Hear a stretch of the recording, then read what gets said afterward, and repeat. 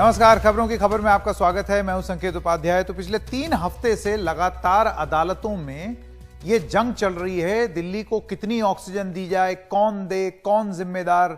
इसी जद्दोजहद में है दिल्ली, जहां की उस शहर की बात हम बता रहे हैं जहां पर अस्पताल दर अस्पताल में हम देख रहे हैं कि किस तरीके से एक ऐसी स्थिति हो गई है कि ऑक्सीजन की कमी से बहुत सारे लोगों की मृत्यु हो गई। आखिरकार अब इस अदालती कार्रवाई के बाद दिल्ली में 730 मीट्रिक टन ऑक्सीजन मिली है, जिसका स्वागत किया अरविंद केजरीवाल ने। तो क्या हुआ अदालतों में पिछले 3 हफ्ते में, आइए आपको वो बताते हैं। दिल्ली ने यह बोला कि लोग मर रहे हैं, रोज 700 टन ऑक्सीजन हमको मिलनी चाहिए। तो केंद्र का कहना है 700 टन की जरूरत नहीं है, एक ऑडिट होना चाहिए। ऐसा कैसे हो सकता है कि इतनी ऑक्सीजन आप इस्तेमाल कर रहे हैं। यह भी हवाला दिया कि और भी जगह हैं जहां पर इतना ही केस लोड है लेकिन इतनी ऑक्सीजन नहीं लगती, तो ऑडिट होना चाहिए, ऑक्सीजन जा कहां रही है, यह केंद्र ने कहा।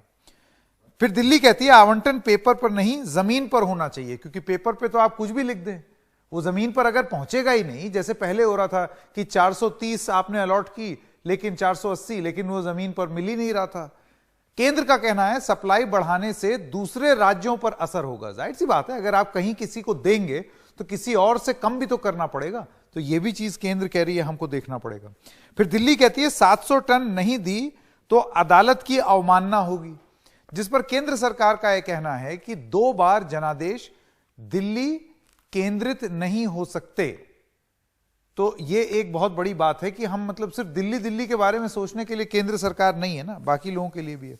तो कुछ बड़े सवाल हैं यहां पर जो हम स्क्रीन पर आपको दिखाना चाहते हैं। सवाल नंबर 1, सरकारों का काम अदालतें क्यों कर रही हैं। सबसे पहली बात आप देखिए, पिछले 3 हफ्ते से सारा काम जो कि सरकारों को करना चाहिए समन्वय बना के, वो सारा काम अदालतों में हो रहा है। कड़े शब्दों में निंदा हो रही है, इसकी जरूरत ही नहीं आनी चाहिए। तो यह है एक सवाल। संकट के समय क्यों हो रही है सियासत कि तुमने उस समय यह प्लांट नहीं बनाया, वो नहीं बनाया। उसका भी एक समय आएगा, लेकिन अभी संकट, अभी लोग मर रहे हैं, अभी ऑक्सीजन चाहिए, तो अभी आप वो मुहैया कराइए। तीसरा सवाल, अब भी युद्ध स्तर पर तैयारी क्यों नहीं। यह बहुत बड़ा सवाल है कि क्या अभी भी जो पिछले में हुआ जो हुआ कि दोषारोपण करेंगे जब समय अनुकूल होगा, लेकिन क्या अभी भी आप ठीक कार्रवाई कर रहे हैं या नहीं, वो एक बहुत बड़ी बात है। मैं स्वागत करना चाहता हूं हमारे मेहमानों का जो हमारे साथ अब जुड़ गए हैं। चाहता हूं कि वो स्क्रीन पर हम उनको लाएं। प्रेमचंद शर्मा जी, आपका बहुत बहुत स्वागत। आप भारतीय जनता पार्टी से ताल्लुक रखते हैं और राघव चड्ढा विधायक हैं और नेता हैं आम आदमी पार्टी के। मैं राघव चड्ढा, पहले प्रकाश चंद, माफ कीजिएगा आपका नाम गलत बोल दिया मैंने, प्रकाश चंद शर्मा जी, उम्मीद है आप मुझे माफ कर देंगे नाम गलत बोलने के लिए। राघव चड्ढा जी, मैं पहले आपके पास आना चाहता हूं। मैं आपसे ये जानना चाहता हूं कि केंद्र ने अपनी दलील दी और उस दलील में उन्होंने एक चीज बड़ी साफ साफ शब्दों में बोली कि ऑडिट होना चाहिए। ये जा कहां रहा है। इतनी ऑक्सीजन की जरूरत दिल्ली को क्यों पड़ रही है, जबकि और इतने तमाम राज्य थे जहां लगभग इतना ही केस लोड था। जैसे मसलन मुंबई, वहां तो इतनी ऑक्सीजन नहीं लगी। जब मैं 2 बिंदुओं में इसका जवाब देना चाहूंगा। पहली बिंदु, ये ऑक्सीजन जो 700 मीट्रिक टन की बात हमने कही, ये कोई फिगर जो है, ये आंकड़ा जो है कोई आसमान से या हवा से नहीं आया। ये केंद्र सरकार द्वारा निर्धारित फॉर्मूला है कि हर आईसीयू बेड जो राज्य में है उसके लिए आपको 24 लीटर प्रति मिनट ऑक्सीजन चाहिए और हर नॉन आईसीयू बेड के लिए आपको 10 लीटर प्रति मिनट ऑक्सीजन चाहिए। जब आप नंबर ऑफ बेड्स को इससे मल्टीप्लाई करते हैं और जमा करते हैं तो आपका आंकड़ा आ जाता है कि इस राज्य को इतनी ऑक्सीजन चाहिए। अब ऑडिट किस चीज का होगा। हम कह रहे हैं हमारे 21,000 बेड हैं, 16,000 नॉन आईसीयू ऑक्सीजन बेड हैं और 4100 के आसपास, 4200 के 4500 के आसपास हमारे आईसीयू के बेड हैं। फॉर्मूले से निर्धारित हो जाता है कि कितनी ऑक्सीजन चाहिए, एक विषय। दूसरा विषय, केंद्र सरकार ने खुद हलफनामा दर्ज करके हाई कोर्ट में, सुप्रीम कोर्ट में यह कहा कि देश में लिक्विड मेडिकल ऑक्सीजन की कोई कमी नहीं है। अभी तो हम मात्र 8,500 मीट्रिक टन ऑक्सीजन का उत्पादन कर रहे हैं। अगर समय आया, जरूरत पड़ी, तो इस 8,500 से हम इस आंकड़े को 22,500 तक ले जा सकते हैं, यानी कि ऑलमोस्ट 2.5 गुना इसका कर सकते हैं। दूसरी चीज जो आपने कही कि अन्य राज्यों से, अन्य शहरों से दिल्ली का जो कंपैरिजन की बात कही, मैं ये स्पष्ट कर दूं संकेत जी, दिल्ली और मुंबई का कोई कंपैरिजन नहीं हो सकता। जो अंग्रेजी में जिसे कहते हैं this is comparing apples with oranges. क्यों नहीं हो सकता? पहली चीज यह है कि दिल्ली के अंदर मुंबई के मुकाबले ऑक्सीजन के बेड अगर आप देखें तो 2 गुना है, आईसीयू बेड ऑक्सीजन के देखें तो 3 गुना है। महाराष्ट्र एक ऐसा राज्य है जो कैप्टिव कंजम्पशन करता है, यानी कि उस राज्य में खूब ऑक्सीजन का उत्पादन होता है, बड़ी बड़ी फैक्ट्रियां हैं, बड़े बड़े फर्नेसेस हैं, स्टील प्लांट हैं, उनके पास अपने क्रायोजेनिक टैंकर भी हैं, वो जो उत्पादन करते हैं वो सारा अपने लिए इस्तेमाल कर लेते हैं, वहां तो कोई ऑक्सीजन की कमी आ ही नहीं सकती। और सबसे बड़ी बात, वहां पर एक्टिव नंबर ऑफ केसेस भी अगर आप देखें तो दिल्ली के इस समय active number of cases Mumbai से भी 1.5-2 गुना है। तो कोई कंपैरिजन मुंबई में कितनी ऑक्सीजन की खपत हो रही है और दिल्ली में कितनी खपत हो रही है इसका हो ही नहीं सकता, ये तो बेमानी है। लेकिन हाँ, अगर किसी राज्य ने, संकेत जी, अच्छी ऑक्सीजन मैनेजमेंट करी है, उससे हम कुछ सीख सकते हैं। तो हम तो ये मानते हैं कि दुश्मन भी अच्छा काम करे तो उससे सीख ले लेनी चाहिए, अपने लोगों के भले के लिए काम करना चाहिए, ठीक है, जरूर सीख लेनी चाहिए। लेकिन आज जो हमारी मांग है वो कोई ऊल जलूल मांग नहीं है।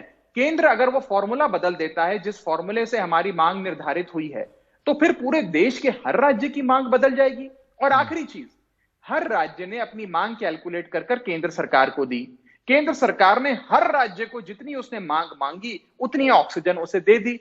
एक राज्य है जिसको नहीं दी, वो है दिल्ली। दिल्ली ने जितना मांगा उससे आधा भी उसको नहीं मिला। अब मुझे पूरा विश्वास है कि हाईकोर्ट और सुप्रीम कोर्ट के हस्तक्षेप के बाद, उनकी लगातार केंद्र सरकार को टिप्पणियों के बाद केंद्र सरकार, प्रकाश चंद शर्मा जी, मैं आपसे ये जानना चाहता हूं कि अदालतों को बीच में आना ही क्यों पड़ा? इस 730 मीट्रिक टन पर भी मैं कुछ कहना चाहूंगा। एक सेकंड, प्रकाश जी भी बोल रहे। प्रकाश चंद शर्मा जी, मैं आपसे ये जानना चाहता हूं कि ये नौबत आई ही क्यों कि 3 हफ्ते तक अदालतों में मामला लटका?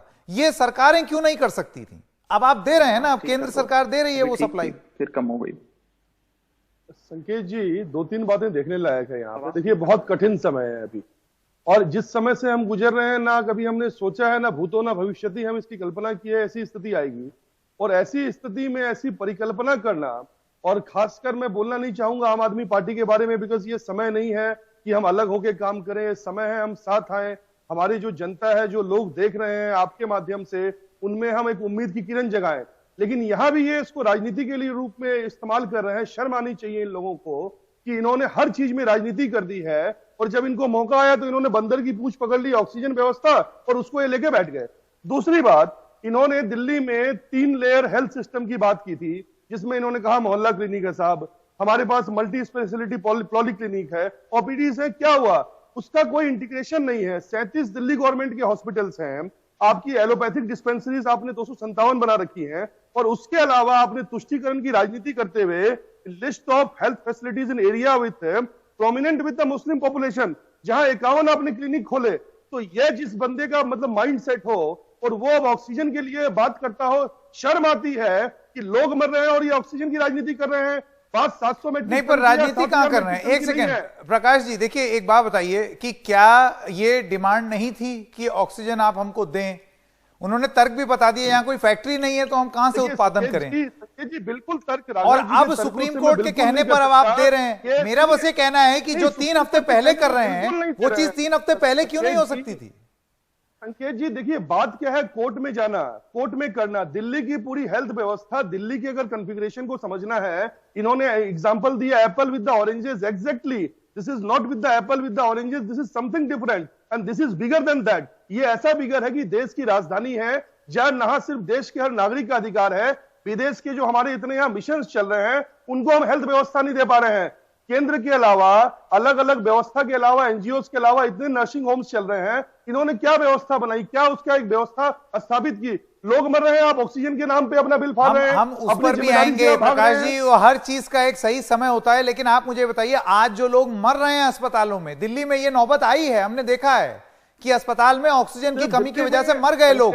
3 हफ्ते पहले अगर आप ये मांग मान लेते, जो आप अब अदालती फटकार के बाद मान रहे हैं, तो ये स्थिति नहीं होती, वो लोग बच सकते थे। देखिए संकेत जी, अब ये समय नहीं है कि हम क्रिटिसाइज करें अदालत को या मतलब किसी विपक्षी पार्टी को या पक्ष की पार्टी को। ये पक्ष है, देखिए एक मौका चल रहा था, अचानक से वेव आई जिसका ना हमें अंदाजा था, ना उसकी व्यवस्था थी, और ये राज्यों की भी व्यवस्था थी जिन्होंने अपनी व्यवस्था बना रखी थी, कम से कम उस व्यवस्था को सुचारू रूप से रखे। सिर्फ दिल्ली की बात नहीं है। एक छोटा सा गांव जहां पे हमें ऑक्सीजन देनी है, एक दूसरा राज्य जहां बिल्कुल सुदूर में है, क्या उनको हेल्थ फैसिलिटी प्रोवाइड करना हमारी जिम्मेदारी नहीं है? बिल्कुल जिम्मेदारी के लिए लॉयल है, बिल्कुल जिम्मेदारी है। लेकिन अगर आप देश की राजधानी की अगर एक मांग है, अगर आप उसकी आपूर्ति नहीं कर पा रहे हैं, और ये मैं नहीं कह रहा हूं, ये अदालत कह रही है, अदालत ने कहा है आप आपूर्ति कीजिए और आप वो नहीं कर पा रहे जी। बिल्कुल एक सेकंड, राघव चड्ढा के पास वापस जाना है, उत्तर प्रदेश है, पंजाब है, राजस्थान कहना चाहूंगा। हाँ, मुझे लगता है कि ये सारे जो बयान, ये संकेत जी, ये सारी जो बातें अभी भारतीय जनता पार्टी के नेता बोल रहे हैं, ये सारे तर्क इन्होंने घुमा फिरा के हाई कोर्ट सुप्रीम कोर्ट में भी दिए। और सुप्रीम कोर्ट हाई कोर्ट ने क्या कहा? उन्होंने स्पष्ट शब्दों में ये कहा कि केंद्र की एक विशेष जिम्मेदारी है दिल्ली के प्रति, केंद्र की जिम्मेदारी है कि वो ऑक्सीजन मुहैया कराए। यहां तक कि उन्हें ये तक कहा कि हद हो गई है, अगर आप अब नहीं कराओगे तो हम आपके खिलाफ कोर्ट की अवमानना की कार्रवाई, कंटेम्प्ट प्रोसीडिंग्स आपके खिलाफ चलाएंगे। आप शुतुरमुर्ग की तरह अपना सर जमीन में रेता में घुसाकर, लाइक एन ऑस्ट्रिच, आप अपने आंखें बंद नहीं कर सकते। आप अंधे हो सकते हो, हम अंधे नहीं है। इतनी कड़ी टिप्पणी हाई कोर्ट सुप्रीम कोर्ट ने करी, और ये सारी चीजें सबके सामने है, जग जाहिर है। मैं एक 730 मेट्रिक टन पे एक आपको महत्वपूर्ण जानकारी देना चाहूंगा। 730 मेट्रिक टन का जो आंकड़ा हमारे पास ऑक्सीजन का कल आया, पहली चीज तो यह है कि अगर ये रोजाना आएगा तो ही समस्या का निदान होगा। ऐसा नहीं है कि अगर एक दिन आ गया, मान लीजिए बृहस्पतिवार को आ गया, अगले दिन नहीं आया, वीर को आ गया, शुक्र को नहीं आया, तो जिस दिन नहीं आएगा उस दिन समस्या खड़ी हो जाएगी। नंबर एक। नंबर दो, ये 730 मेट्रिक टन संकेत जी जो आया है, इसमें 250 मेट्रिक टन अघोषित सोर्सेज से है, जो हमारे सोर्सेज हमें दिए गए हैं कि यहां से लाया जाएगा, वहां से नहीं है। यानी कि एक एडहॉक अरेंजमेंट, एक जुगाड़ के चलते किसी और राज्य में जा रहा या कहीं और जा रहा सप्लाई हमारे राज्य में भेजा गया। हमारी सिर्फ इतनी गुजारिश है कि जो ये एक बार हमें भेजा गया है, इसे एक बार ना बनाकर इसे एक स्थायी, ठीक है, मेरे पास समय खत्म हो गया। राघव चड्ढा जी और शर्मा जी, ये आज अरविंद केजरीवाल ने अपनी प्रेस कॉन्फ्रेंस में भी ये चीज बोली कि ये हर रोज की डिमांड है, एक दिन की डिमांड नहीं है। आप दोनों का बहुत बहुत धन्यवाद। एक छोटे से ब्रेक के लिए रुक रहे हैं, अभी हाजिर होते हैं। और दिल्ली के मुख्यमंत्री अरविंद केजरीवाल ने ऑक्सीजन पर क्या कहा, आइए आपको सुनाते हैं। दिल्ली को 700 टन ऑक्सीजन की जरूरत है। कल पहली बार केंद्र सरकार ने 730 टन ऑक्सीजन भेजी है। अगर 700 टन ऑक्सीजन डेली आ जाती है, दिल्ली के अंदर हम इतने सारे ऑक्सीजन के बेड्स क्रिएट कर देंगे, ढेरों बेड्स क्रिएट करने का हमने प्लान बनाया हुआ है। 9-9.5 हजार बेड हम तुरंत तैयार कर सकते हैं अगर ऑक्सीजन समुचित मिल जाए हम लोगों को। अगर 700 टन ऑक्सीजन डेली आने लग गई, मैं आपको यकीन दिलाता हूं, दिल्ली में किसी भी व्यक्ति की ऑक्सीजन की कमी की वजह से मौत नहीं होने देंगे।